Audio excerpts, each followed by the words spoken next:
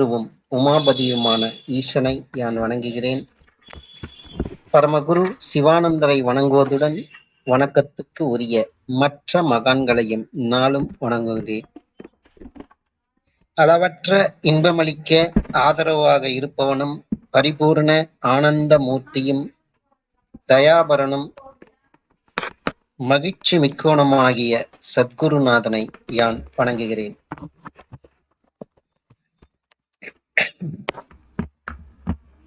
நேற்று வரைக்கும் சித்தவேதம் 2வது அத்தியாயத்துல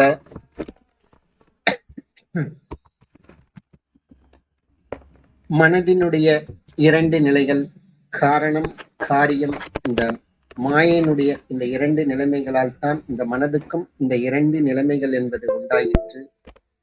பொதுவாக அக்ஷரம் என்ற ஒரு நிலையிலிருந்து தான் பிரம்மம் மாயை என்ற 2 நிலை உருவாகிறது. அதாவது சகலத்துவம் நிஷ்கலத்துவம் என்ற நிலைமை. அடுத்ததாக இந்த மாயையிலையும் 2 நிலைமைகள், ஒன்று காரணமும் மற்றொன்று ஒரு காரியமும்.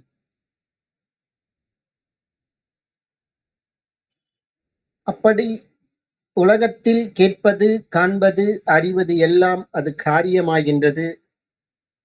ஆனால் இந்த கேட்பதற்கும் காண்பதற்கும் அறிவதற்கும் எது காரணமோ அது காரணமும் ஆகின்றது. அப்ப அந்த காரண மனம், காரிய மனம் இவற்றில் யார் குரு? உண்மையில் வெளி உலகத்தில் நாம் நினைத்ததை சாதிக்க வேண்டும் என்றாலும் இந்த மனதினுடைய வழிகாட்டுதல் என்பது நமக்கு வேண்டும். அதே சமயம் உள்நிலையில் நாம் ஈஸ்வரனோடு ஐக்கியமாவதற்கும் இந்த மனதினுடைய வழிகாட்டுதல் என்பது வேண்டும். ஆனால் அது முறையான பண்படுத்தப்பட்ட அடங்கிய மனமாக இருப்பது தான், எப்பொழுதும் அதை அறிந்திருப்பது தான், அதை உணர்ந்திருப்பது தான், அது உண்மையில் அது சரியாக அந்த அக உலக வாழ்க்கைக்கும் புற உலக வாழ்க்கைக்கும் வழிகாட்டக்கூடிய அது குருவாக அமையும். இருப்பினும் இந்த மாயையினுடைய தேவைகள் என்பது அனித்தியம், அது நிலையில்லாதது. ஜீவனை விரயம் செய்துத்தான் அதை நாம் அனுபவிக்க வேண்டிய நிலை ஏற்படும். ஆனால் இந்த ஜீவனை காப்பாற்றக்கூடிய அந்த அடங்கிய மனம்தான் உண்மையில் குரு. ஆனால் நாம் மனிதனாக பிறந்து விட்டோம், மனிதனாக நாம் அபிமானித்துக் கொண்டிருக்கின்றோம். உண்மையாக நாம் மனிதனாகவில்லை, மனிதன் என்று நம்ம தான் நினைச்சிட்டு இருக்கோம். அப்ப அந்த மனிதத்தன்மையை நாம் முழுவதுமாக பெற வேண்டும், அதில் தன்னிறைவு அடைய வேண்டும் என்றால் அந்த மனம், அந்த மனதை கையாளக்கூடிய அந்த திறன் நமக்குள் அது வர வேண்டும். ஜீவனிலிருந்து தான் இந்த மனம் உற்பத்தியானது. இந்த மனதிலிருந்து தான் இந்த அகங்காரம் என்பது உற்பத்தியானது. அப்ப அந்த ஜீவன் தான் உற்பத்தி, தன்னிடமிருந்து அந்த உற்பத்தியான அந்த மனம், அதற்கு அது பக்தி விசுவாசமாக இருக்கிறதா? இல்ல தன்னுடைய ஜீவன் தான் தானே பக்தி விசுவாசமாக இருக்கின்றதா? இல்ல அந்த ஜீவன் தான் தன்னிடமிருந்து உற்பத்தியான அந்த மனம், அந்த மனதிலிருந்து உற்பத்தியான அந்த அகங்காரத்துக்கு பக்தி விசுவாசமாக இருக்கின்றதா? முதலில் ஜீவன் தன்னையே தான் காப்பாற்றிக் கொள்ள தெரிய வேண்டும். தன்னையே தான் காப்பாற்றிக் கொள்ள தெரியாமல், தன்னையே தனக்குள்ளே அது நிலைநிறுத்திக் கொள்ள தெரியாமல், தன்னையே தானே நிரந்தரமான வஸ்துவோடு ஐக்கியமாக செய்ய தெரியாமல், அது மனதுக்கோ அகங்காரத்துக்கோ ஒரு பக்தி விசுவாசமாக இருந்திருந்தால் அது மாயினுடைய அது செயல்பாடு தான். அப்ப அதிலிருந்து நாம் மீட்டு கொண்டு வர வேண்டும். அப்ப அதுக்கு மனம் அது உற்பத்தியானது எங்க, அது நமக்கு தெளிவாக தெரிய வேண்டும். நம்மிடமிருந்து தான் இந்த மனம் என்பது ஜீவனிலிருந்து தான், அவரவர்கள் ஜீவனிலிருந்து தான் மனம் உற்பத்தி ஆச்சு. ஆனா அந்த மனமே நமக்கு எதிராக செயல்பட்டு கொண்டிருக்கிறது இந்த மாயையினால.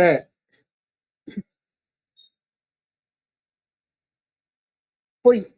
அதாலேயே இந்த மாயையினுடைய இன்ப துன்ப ராக துவேஷங்களுக்கு நாம் அடிமையாகி கொண்டிருக்கின்றோம். ஆனா நமக்குள்ள நம்ம மனம் எங்க இருக்குன்னு தெரியல. யாரோ ஒரு எதிரி எங்க இருக்கிறார்னே நமக்கு தெரியல. ஆனா அவர் மூலமாக நமக்கு ராக துவேஷங்கள் ஏற்படுகிறது. நம்மளுடைய ஜீவ நஷ்டம் ஏற்படுகிறது. அப்ப அந்த எதிரியை நாம் எப்படி கட்டுப்படுத்த முடியும்? அந்த எதிரியை எப்படி நாம் சாதகமாக நாம் பயன்படுத்திக் கொள்ள முடியும்? அப்ப அது பந்தத்துக்குத்தான காரணமாகின்றது. அதே மனம்தான் அந்த ஜீவன். அந்த மனம் தன்னிடம்தான் உற்பத்தியாச்சு. அது எங்கிருந்து அது உற்பத்தியாச்சு? அந்த மனதினுடைய அந்த இருப்பிடம் எங்கே? அது எப்படி நமக்குள் இருந்து நம்மை அறியாமல் எப்படி உற்பத்தி ஆகிறது? அதை நம் கவனத்துக்கு கொண்டு வந்து ஒரு விழிப்புணர்வோடு அந்த ஜீவனிலிருந்து அந்த மனம் உற்பத்தியாகுதலும் ஒடுங்குதலும் அந்த ஜீவனுடைய கண்காணிப்பில் அந்த மனம் நிர்வகிப்பதும் அப்படி இருக்கப்படும் நிலையில தான் அது மோட்சத்துக்கு ஒரு காரணமாக அது அமைகிறது. அது இல்லாத பட்சத்துல அந்த ஜீவன் அந்த தன்னிடமிருந்து உற்பத்தியான அந்த மனதையும் அந்த மனதிலிருந்து உற்பத்தியான அகங்காரத்தையும் அது அறியாமல் போனால் அது தூக்க நிலைமைக்கு தான் அது சமமாக நிற்கும். அது அப்ப அந்த மனம் இருக்கும் இடம் எங்கே? அது எப்படி நமக்குள் அது உற்பத்தியாகிறது, செயல்படுகிறது என்பதை அறிவதற்காகத்தான் ஞானபிதா இந்த இடத்துல 4 உதாரணங்கள் மூலமாக நமக்கு இதை தெளிவுபடுத்துகிறார். அதுல நேத்து முதல் இதுல நம்ம பார்த்தோம். அதுல அப்ப அந்த மனம் நமக்கு மேல் பாகத்தில் இருக்கிறது, அது சிரசில் இருக்கிறது. ஏன்னா நம்ம ஆலோசனை செய்யற டைம்ல பாத்தீங்கன்னா மனதில் பதிவிட்ட அந்த பதிவுகளை நாம் மீண்டும் புதுப்பிப்பது என்பதற்காக நம்ம யோசிக்க சமயத்துல அந்த இயல்பாகவே நமக்கு கவனம் என்பது மேல் நோக்கித்தான் போகிறது, கண்களும் மேல் நோக்கித்தான் போகிறது. அப்ப மனம் அங்கத்தான் இருக்கிறது.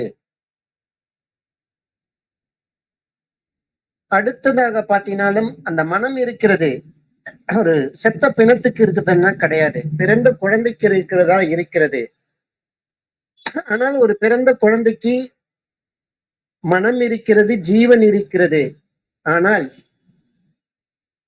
அடிகிறது இல்ல பால் குடிக்கிறது செயல்களை செய்கிறது. ஆனா அந்த மனம் எங்கிருந்து அந்த பால் வந்தது, அது எப்படி நமக்கு அது கிடைக்கிறது என்பதை அது எறியது கிடையாது. ஏன்னா அது புத்தி இன்னும் விஸ்தாரம் ஆகவில்லை.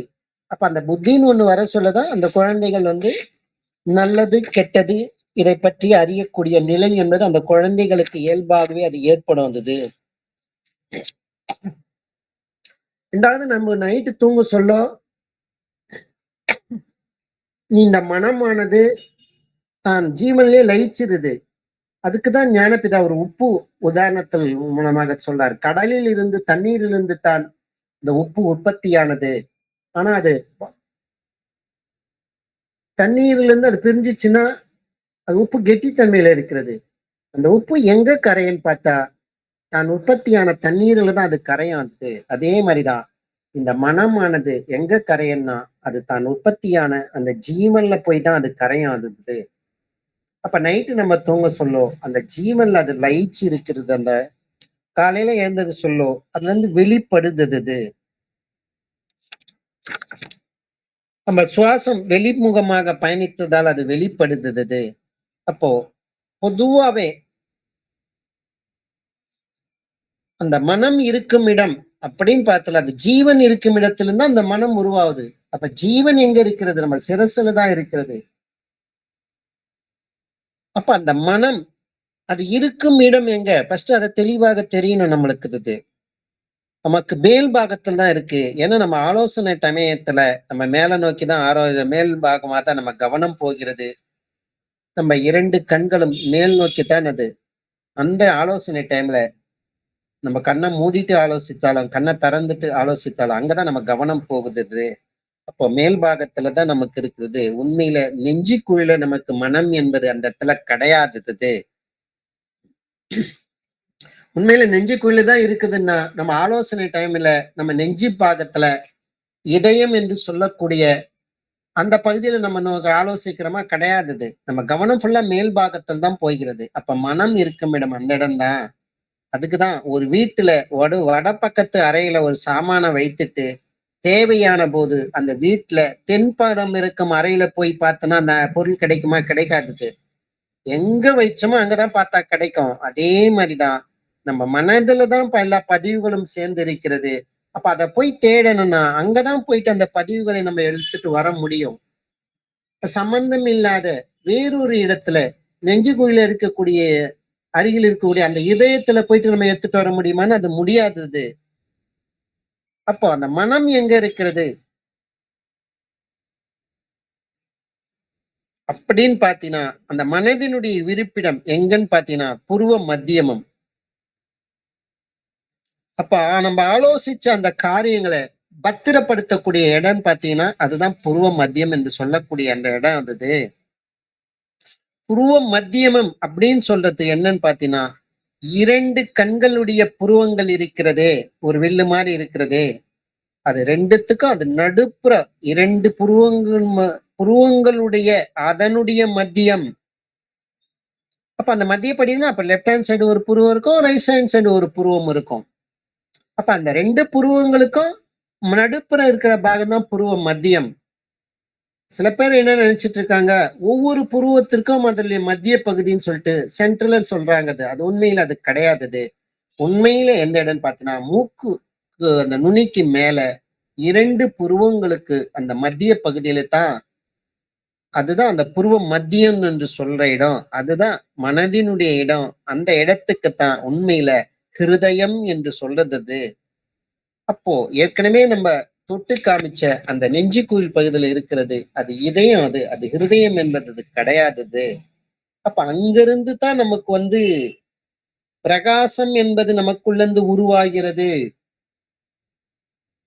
அங்கிருந்துதான் அந்த பிரகாசத்துடைய தன்மை தான் நம்ம கண்ணால பாக்குறதுக்கும் காதால கேட்கறதுக்கும் மூக்கால முகர்வதற்கும் வாயினால சுவைப்பதற்கும் அங்கிருந்து வரக்கூடிய அந்த சக்தியிலிருந்து தான் அந்த பிரகாசத்திலிருந்து தான் நம்மளால எல்லா செயல்களும் 5 புலன்களும் நம்மளால செயல்படுத்த முடிகிறது. அப்ப அங்கிருந்துதான் நமக்கு பிரகாசிக்கிறது. அப்ப பாத்தீங்கன்னா எங்கிருந்து பாத்தீங்கன்னா ஹிருதயம் என்று சொல்லக்கூடிய அந்த மனதினுடைய அந்த இருப்பிடத்திலிருந்து தான் நமக்குள்ள அது பிரகாசிக்கிறது. ஒரு சாதாரணமாக ஒரு குருடன் ஒருத்தர் இருக்கிறாரு. அவரால ஒரு பிரகாசத்தை காண முடியுமான்னா காண முடியறது கிடையாது. ஏன்னா அவர்களுக்கு கண்கள் குருடா, இருதயம் குருடா? கண்கள் தான் குருடு அது.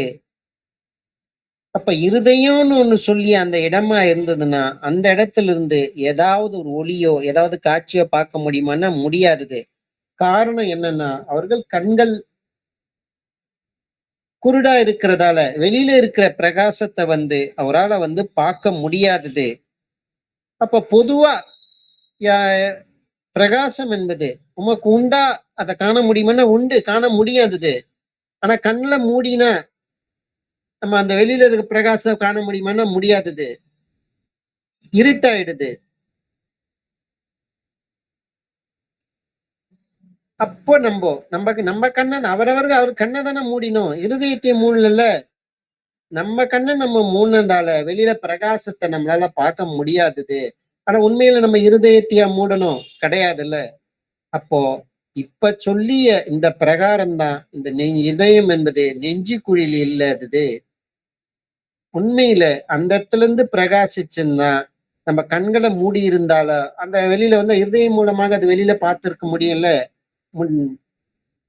அப்ப உண்மையில பிரகாசம் என்பது நமக்கு கழுத்துக்கு கீழே இருக்கக்கூடிய அந்த இருதயத்திலிருந்து கிடையாதது. புருவ மத்தியம் என்று சொல்லக்கூடிய அந்த இடத்துல இருந்தா நம்மளுக்கு பிரகாசிக்கிறது. அதாலதான் அதுக்கு அருகாமையில் தான் நம்ம கண்கள் இருக்கிறது. அதன் மூலமாகத்தான் வெளியில நம்ம அந்த பிரகாசத்தின் மூலமாக தான் வெளியில நம்ம பார்க்க முடிகிறது. அப்போ வெளிச்சம்னு ஒண்ணு இருக்குதுன்னா அந்த இடத்துல அக்னின்னு ஒண்ணு இருந்தாதானே வெளிச்சம்னு ஒண்ணு உண்டாகும். அக்னி இல்லாத இடத்துல வெளிச்சம் உண்டாகுமா? கிடையாது இது. அப்ப வெளிச்சம்னு ஒண்ணு வரணும்னா அந்த இடத்துல நெருப்பு இருந்தா மட்டும்தானே வெளிச்சம் வரும். நெருப்போ ஒரு அக்னியினுடைய தன்மை இல்லைன்னா, இப்ப பகல்ல விட சூரிய வெளிச்சம் வருதுன்னா அது சூரியன்ல இருந்து தான் வருது அது. அந்த வெளிச்சம் உருவாக்கூட அப்ப சூரியன் அக்னியினுடைய தன்மை இருக்கிறதால நம்மளால பார்க்க முடியுது.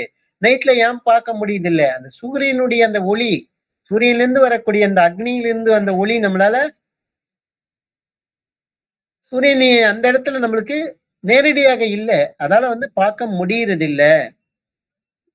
அப்போ எங்கிருந்து நம்மளுக்கு பிரகாசிக்கிறது? பொதுவா வெளி உலகத்துல பார்த்தாலும், ஆகாயம் என்று சொல்லக்கூடிய அந்த இடத்துல இருந்து தான் சூரியனிலிருந்து தான் ஒளி வருது, நட்சத்திரத்திலிருந்து ஒளி வருது.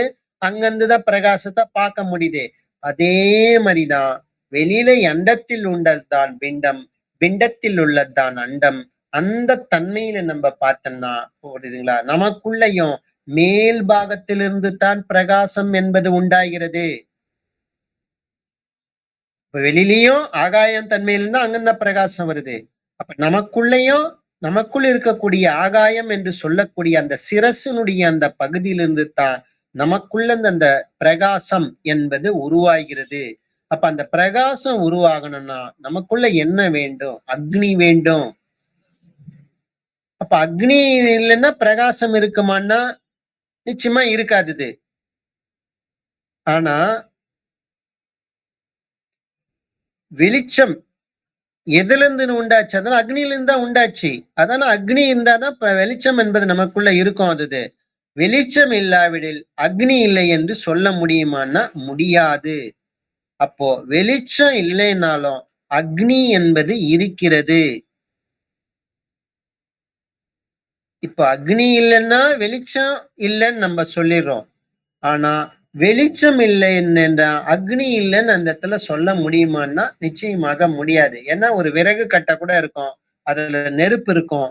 அது மேல நெருப்பு இருக்கிறதால நம்ம வெளியில பார்க்க முடியுது, பிரகாசித்து தெரியுது.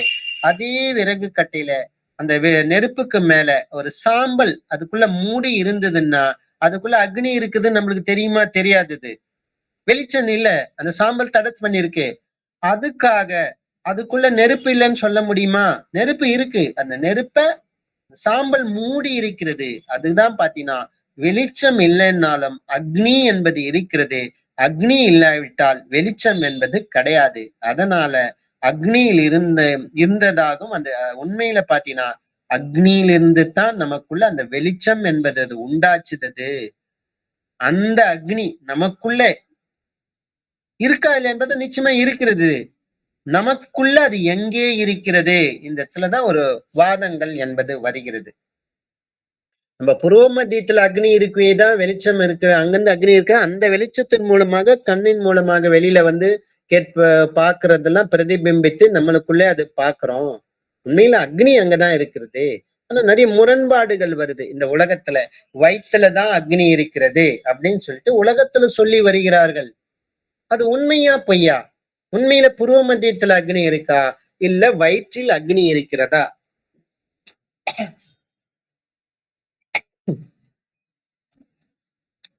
அப்போ வயிற்றில் அக்னி இருக்குதுன்னா அந்த அக்னியினுடைய இயல்பான குணம் என்ன? நம்ம சாப்பிடுறது எல்லாமே தகித்து அதாவது எரியறது. அக்னியினுடைய குணம் என்னன்னா எப்பவுமே எந்த பொருள் போட்டாலும் அது சாம்பல் ஆக்கக்கூடியது, எரிய வைக்கக்கூடிய அதனுடைய குணம் அதுதான் அது.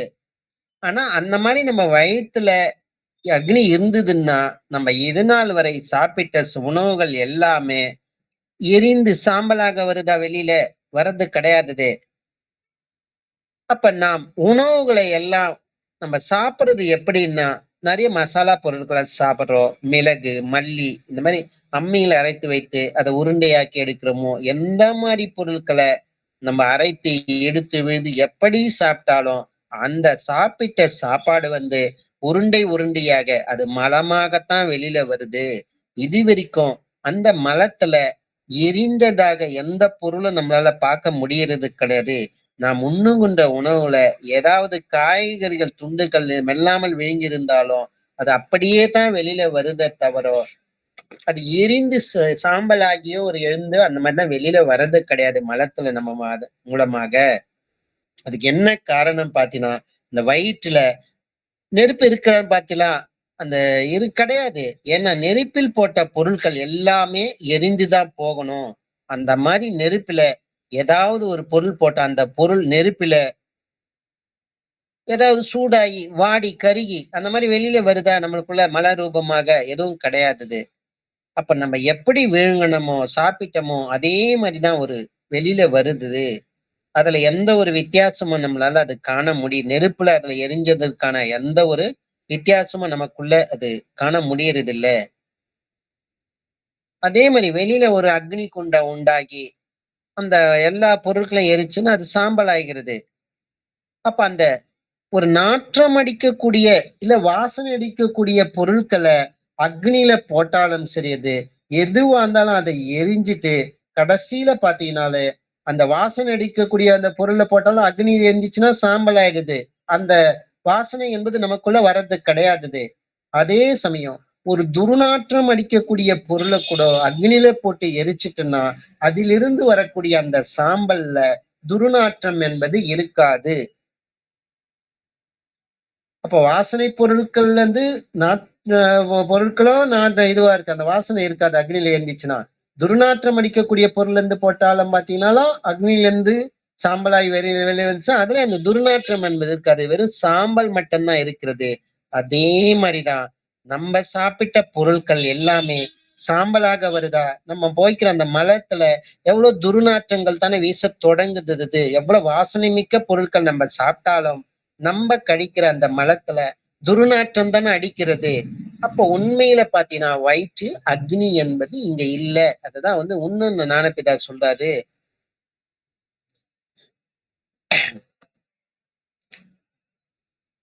அப்போ எந்த விதமான அசுத்த வஸ்துக்களை நம்ம நெருப்புல போட்டால், அவைகளுடைய அசுத்தத்தை தீர்த்து சுத்தமாக்கிகளுடைய அக்னியினுடைய இயல்பான குணம் இருக்குது. அப்படி இருக்க நம்ம பரிமளமுள்ள ஒரு பொருளைக் கொண்டு நம்முடைய வயிற்றில் இருக்கிற நெருப்பில் சென்று விழுந்து, அது வெளியில வரும்போது எந்த மாரின்னா, அந்த மாரி பொருள வந்து வாசனை மிக்க பொருட்களும் நம்ம சாப்பிட்டாலும், அது வயிற்றினுடைய அந்த மலம் வழியாக வெளியில வர சொல்ல துர்நாற்றம் தான் அடிக்கிறது. இதுவா உண்மையில ஒரு நெருப்பினுடைய குணம் அது. இது நெருப்பினுடைய குணம் இது இதனுடைய இது கிடையாதது. அப்போ உண்மையில நம்ம சாப்பிட்ட பொருள் மலம் கழிக்கும்போது கூட சரிது. சில பேருக்கு பார்த்தீங்கன்னா, அந்த மலத்துல சின்ன சின்ன பூச்சிகள் இருப்பதைய பார்க்கலாம். கிருமி கீராடிகள் கீடாதிகள் இருக்கிறத பார்க்கலாம். நாக்குப்பூச்சி இந்த மாரி சின்ன சின்ன புழுக்கள் இருக்கிறத பார்க்கலாம் அது. அப்போ உண்மையில வயிற்றுல நெருப்பு இருந்ததுன்னா, அந்த மாரி ஜீவன்கள் நமக்குள்ள வரத்துக்கு வாய்ப்பு இருக்குதா? அந்த ஜீவன் அதுல செத்து தானே போயிருக்கணும். அந்த புழு முதலிய அந்த நாக்குப்பூச்சி போல செத்து தானே வெளியில வந்திருக்கணும். அப்போ உண்மையில பார்த்தீங்கன்னா, உலகத்துல இருக்கிற சர்வ சராசரலும் ஆகாரம் இல்லாமல் ஜீவித்திருக்க முடியாதது. அப்ப தாவர வகைகளை நாம் உண்டாக்கி வருகின்ற அந்த மரம், செடி, கொடி இந்த தாவரங்களுக்கு நாம் எரு சேர்க்கிறோமில்ல, அதுதான் இந்த இடத்துல வந்து ஞானபிதா வந்து அக்னியினுடைய எப்படி நமக்குள்ள அது உருவாச்சுன்றத வந்து புருவ மத்தியத்துல உருவாச்சுன்றது தான் பார்த்தீங்கன்னா சொல்றாரு அது. அங்கதான் அக்னி இருக்குதுன்னு சொல்றாரு அது. வயிற்றுல இல்ல அப்படின்றதுக்கு தான் பல்வேறு உதாரணங்களோட நமக்குள்ள இத தெளிவுபடுத்துறாரு இது. அப்போ நம்போ மரம், செடி, கொடி அதுக்கெல்லாம் வந்து நம்ம எரு சேர்க்கிறோம். அதுக்கு உரம் நம்ம தயார் பண்ணா இதெல்லாம் வந்து கிராமப்புறங்கள்ல அந்த அக்ரிகல்ச்சர் விவசாய பயிரிடுறவங்களுக்குலாம் அத பத்தி நல்லா தெளிவா தெரியும் அது. அது எப்படின்னு பார்த்தீங்கன்னா, ஒரு குழி தோண்டி அதுல பலவிதமான அந்த பொருட்கள சேகரித்து அந்த குழில போடுகிறோம். அப்ப அந்த குழில போட்டவோட அப்படியே எருவாகிடுமா? அது ஆகாதது. அப்ப அதுக்கு என்ன பண்ணணும்? அந்த அந்த குழி தோண்டி பலவிதமான அந்த பொருட்கள அதுல போட்டு, அந்த தாவரங்களுடைய கழிவுகள அதுல போட்டுட்டு, அத வந்து அந்த குழியில போட்டுட்டு, அந்த குழிய வந்து மூடி விட்டுடும். மண்ணு போட்டு மூடி விட்டுடுவாங்க அது. அப்ப சில நாட்கள் போச்சுன்னா, அந்த இடத்துல என்ன ஆகும்னா, நம்ம போட்ட பொருட்கள் என்ன ஆகும்னா, முதல்ல குமிரும். அது இட நெருக்கம் காரணமாக அந்த இடத்துல குமுறம். அந்த இடத்துல அழுகும். அந்த இடத்துல ஜீரணிக்கும். அப்புறம் கெடும் அந்த பொருள் வந்து கெட்டு போகும் அது. அப்ப என்னன்னா, அந்த எருவை எடுத்து சாசியாத தாவர இனங்களுக்கு ஆகாரமாக கொடுக்கிறோம். அதேபடிதான் நமக்குள் இருப்பது நம்ம ஜீவித்திருப்பதற்கு, நம்ம உயிர் வாழ்வதற்கு அடிப்படையாக நமக்கும் அந்த எருவாகிற ஆதாரம் என்பது நமக்கும் அது வேண்டும் அது. அந்த எரு சேகரிக்கிறது எப்படின்னா, இப்ப சொன்ன மாரி இந்த தாவரங்களுக்கு வேண்டி ஒரு எந்த விதத்துல அது உண்டாக்குறதோ, அதே விதத்துல தான் நமக்குள்ளேயும் எரு உண்டாகக்குள்ள ஒரு எரு குழி தான் நம்மளுடைய இந்த வயிறு. ஏன்னா அந்த எருக்குழியில தான் பாத்தீங்கன்னா, அந்த குமுறி அந்த இட நெருக்கம் காரணமாக அந்த மண்ண போட்டு மூடிட்டுன்னா, அதில் போட்ட சாமான்கள், அதுல ஒரு விதமான ஒரு சூடு உருவாகுது. ஒரு ஆவி உருவாகுது. அந்த ஆவியின் மூலமாகத்தான் அந்த இடத்துல பொருட்கள்லாம் அழுகுது, ஜீரணிக்கிறது, கெடுது. அதே மாரிதான். நமக்குள்ளயும் அதே ப்ராசஸ் தான் நமக்குள்ள நடக்குது. அப்ப நம்ம வயித்துல பலவிதமான பொருட்கள போட்டு வைக்கிறோம். அத எல்லாமே என்ன ஆகுதுன்னு பார்த்தீன்னா, குமுறி, அழுகி, ஜீரணித்து கெடுதுது. இந்த பிரகாரம் நமக்கு ஜீரணம் ஆகலன்னா, நமக்கு வந்து அஜீரண கோளாறுன்னு சொல்லிட்டு நம்ம சொல்றோம். இதுதான் அந்த முறைதான் ஜீரணம். முறையாக ஜீரணமாகுது. இந்த மாரி ஆகலன்னா நம்மளுக்கு வந்து அஜீரணம். எத சாப்பிட்டாலும் நமக்கு சரியா செரிக்க மாட்டேன்துன்னு நம்ம சொல்றது அதுதான் அது. அப்ப அஜீரணம் என்றால் ஜீரணம் இல்லாமை. ஜீரணம் என்றால் உண்மையில ஜீரணம் என்றல்ல. அது அழுகி கெடுகின்றது தான். நமக்குள்ள போட்ட சாப்பாடு அழுகி கெட்டு, அதில உள்ள சத்துக்கள்லாம் எடுத்துட்டு, மீதி இருக்கிற பொருட்கள்லாம் நம்மளுக்குள்ள மலம் வழியாக அது வெளியில வந்துருது. அந்த மாரி அழுகி கெடலன்னா, பலவித நோய்கள் நமக்குள்ள அது உண்டாகுது. இந்த மாரி தான் இந்த வயிறு ஒரு நமக்குள்ள வந்து ஒரு எருக்குழி. அது தாவரங்கள் நாம் வந்து செடிகளுக்கு வேண்டி எப்படி ஒரு எருவை தயாரிக்கிறோமோ, அந்த எருவை எடுக்கும்போது அதுல பல பல பூச்சிகள், அந்த புழுக்கள் இருக்கிறத பார்க்கலாம். அந்த எருவுல அது செடிக்கு தாவர இனங்களுக்கு நம்ம தயாரிக்கிற அந்த எருவுல பலவிதமான அந்த பூச்சி, புழுக்கள் இருக்கிறத நம்மளால பார்க்க முடிகிறது. அப்போ உண்மை அதுல யாராவது அந்த ஜீவன்கள அதுல போட்டாங்களா? அதுக்கான விதை ஏதாவது போட்டாங்களா? எதுவுமே கிடையாது. அந்த எருக்குழில போட்டுள்ள சாமான்கள் அது மிகவும் நிறைந்து நெருக்கமான போது அந்த இடத்துல ஒரு குமுறுது. அந்த இடத்துல ஒரு புழுக்கம் உருவாகுது. அந்த குமுறுதல் உண்டாகுது. அந்த இடத்துல ஒரு சூடு உருவாகுது. அந்த சூட்டினுடைய ஆவி அந்த இடத்துல உண்டாகிறது. அந்த ஆவிக்கு தான் சுவேதம் என்று சொல்லுவது. அந்த இட நெருக்கத்தால, குமறனதால அந்த இடத்துல ஒரு ஆவி உருவாகுது. அந்த ஆவிக்கு தான் சுவேதம் என்று சொல்வது. அததான் அதுதான் வேர்வை. அந்த சுவேதம் என்றால் அதுதான் வேர்வைன்னு சொல்றது. அந்த வேர்வையை தான் சுக்கிலம் என்று சொல்லுவது. அப்ப அந்த சுக்கிலம் எங்கிருந்து அது உண்டாச்சுன்னா, அது அக்னியிலிருந்து தான் அது உண்டாவுதது. அப்ப அந்த வேர்வை மூலமாகத்தான் அந்த வேர்வை தான் ஆவியாகி ஆ அந்த சூட்ல வந்து ஒரு குறிப்பிட்ட மேல் படியுது. அதுலருந்து சுக்கிலம் என்பது உருவாகுது. இப்ப நம்ம வீட்ல கூட ஒரு பாத்திரத்துல வச்சு தண்ணீர நம்ம கொதிக்க வைக்கிறோம்னா, அந்த பாத்திரத்துல ஒரு மூடி போட்டிருக்குல்ல, அந்த மூடி மேல அ பார்த்தீங்கன்னாலே, அந்த ஆவியான தண்ணீர் வந்து அந்த மூடி மேல வந்து ஒட்டிட்டு இருக்கும். அதுதான் வந்து அதே மாரி தான். இப்ப வந்து ஏப்பில ஒரு கடல்ல கூட எவ்வளோ ஒரு அசுத்தமான நீர்கள்லாம் இருக்கிறது. அதே வந்து சூரிய ஒளியால ஆவியாகுதா? அப்புறம் அதுவே மேகமாகுதா? அந்த மேகத்திலிருந்து திரும்பவும் நமக்கு வந்து தண்ணீராக, மழையாக நம்மளுக்கு வருது அது. அதே மாரி தான் நமக்குள் இருக்கக்கூடிய அந்த சுவேதம் என்ற அந்த வேர்வை மூலம் தான் அதுதான் வந்து இந்த ஆவியாகிற அதுதான் சுவேதம். அது அந்த அதிலிருந்து தான் நமக்கு வந்து அந்த ஆவியிலிருந்து தான் நமக்கு சுக்கிலம் என்பது அது உருவாகிறது. அந்த சுக்கிலம் அது எங்கிருந்து உண்டாச்சுன்னா, அது அக்னியிலிருந்து தான் அது உண்டாவுது. அதாவது எருக்குழில போட்டப்பட்ட சாமான்கள் நிறைந்து நெருங்கி குமுறிய போது உண்டாகிய சூடு அக்னியிலிருந்து தான் உண்டாச்சு. அந்த அக்னியிலிருந்து தான் வேர்வையான அந்த சுக்கிலம் என்பது நமக்குள்ள அது உண்டாச்சது. அதற்கு தான் அந்த அக்னி ஸ்வரூபமான சுக்கிலம் என்று சொல்றதுக்கு காரணம். அந்த சுக்கிலம்தான் பிரம்மம் என்று சொல்லுவது. அந்த அதாவது பிரம்மனை கொண்டாகும் சிருஷ்டி. அந்த பிரம்மா இல்லாவிட்டால் யாதொரு சிருஷ்டியும் கிடையாது. அதனால்தான் பிரம்மாண்ட கடாகம் சுவேதோத்பவம் என்று சொல்றதுக்கு காரணம். அப்ப எதுன்னு பார்த்தீங்கன்னா, இந்த காணப்படுகின்ற இந்த உலகம் முழுவதும் வேர்வையிலிருந்து தான் உண்டாச்சு. அது எப்படின்னா, எருக்குழில் போடப்பட்ட அந்த சாமான்ல இருந்து இப்ப சொன்ன மாரி உண்டான சுவேதமான வேர்வையோட மேல் சொன்ன இந்த சாமான்கள் என்று தான் கரையும் சேர்கிறது. அந்த கரை தான் ரத்தம் என்றது. அதுக்குதான் அந்த ரத்தத்துக்கு தான் சுரோனிதம் என்று சொல்றது. அந்த மாதிரி சுரோனிதம் வேர்வையான சுக்கிலமும் ஒன்றாக சேரும்போதுதான் அங்குள்ள வாயு சேர்ந்து ஜீவி ஆகிறது. இப்ப இந்த இடத்துல பாத்தீங்கன்னா நமக்குள் இருக்கக்கூடிய இப்ப பொதுவா சுக்கிலம் என்பது என்ன, அதுக்கு எப்படி நமக்குள்ள அது உருவாகுது அப்படின்றத ஞானபிதா இதுல நமக்கு சொல்றாரு. அப்போ நாம சாப்பிடக்கூடிய அந்த சாப்பாடு அது என்னன்னா வயிற்றுல போனவனும் குமுறி அதுக்குள்ள ஒரு ஆவி கெட்டு அந்த இடத்துல ஒரு ஆவி உருவாகுது. அந்த ஆவியிலிருந்து வேர்வை உருவாகுது. அந்த வேர்வையிலிருந்து தான் நமக்கு சுக்கிலம் என்பது உருவாகிறது. நம்ம சாப்பிட்ட சாப்பாடு பொறுத்த வரைக்கும் அது ரத்தமாக அது மாறுகிறது. அப்போ அந்த சாப்பிட்ட சாப்பாடு அதுக்குள்ள நடக்கக்கூடிய அந்த ப்ராசஸ்ல தான் அந்த இடத்துல நமக்குள்ள சுக்கிலம் என்பது உருவாகுது. சாப்பிட சாப்பாட்டினுடைய சத்துக்கள் மூலமாகத்தான் நமக்கு ரத்தம் என்பது உருவாகிறது. அப்ப அந்த இடத்துல ஜீவசக்தியான வாயுன்னு ஒண்ணு சேருச்சுன்னா அந்த இடத்துலதான் அப்ப சுக்கிலம், சுரோனிதம், ஜீவசக்தியான வாயு எங்கெல்லாம் ஒன்று சேருகிறதோ அந்த இடத்துல ஒரு ஜீவி என்பது இயல்பாகவே அது உற்பத்தி ஆகிவிடும். அப்போ சுக்கிலம் என்பது பாத்தீங்கன்னா அது பிரம்மஸ்வரூபம் என்று சொல்லியாச்சது. பிரம்மஸ்வரூபம் அப்படின்னு பாத்தீங்கன்னா அக்ஷரம் என்ற ஒரு நிலைமையில தான் இயல்பாகவே அதிலிருந்து தான் ஆகாசம் என்று உருவாச்சு, பிரம்மம் ஒண்ணு உருவாச்சு. மாயை என்பது எதுன்னு பாத்தீங்கன்னா அதுதான் ஜீவன். ஜீவன் தான் அந்த இடத்துல மாயை. அது என்ன சலனப்படுகிறது அது.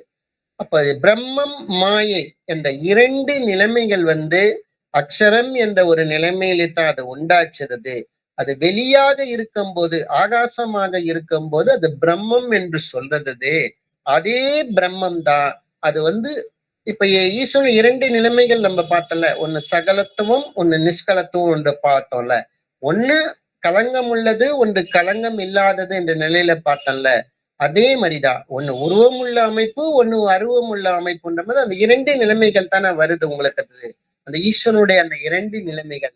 அப்ப அந்த வெளியாக இருக்கின்ற அந்த சுக்கிலம் எப்ப அது கெட்டித்தன்மையாக அது பிரம்மம் என்ற நிலையில அது வரும்போது தான் நமக்கு அது சுக்கிலமாக வருகிறது.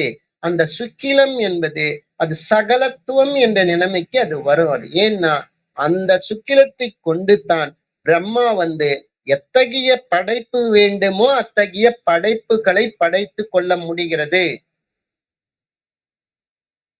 பிரம்மா அதை வச்சுதான் படைக்கிறாரு.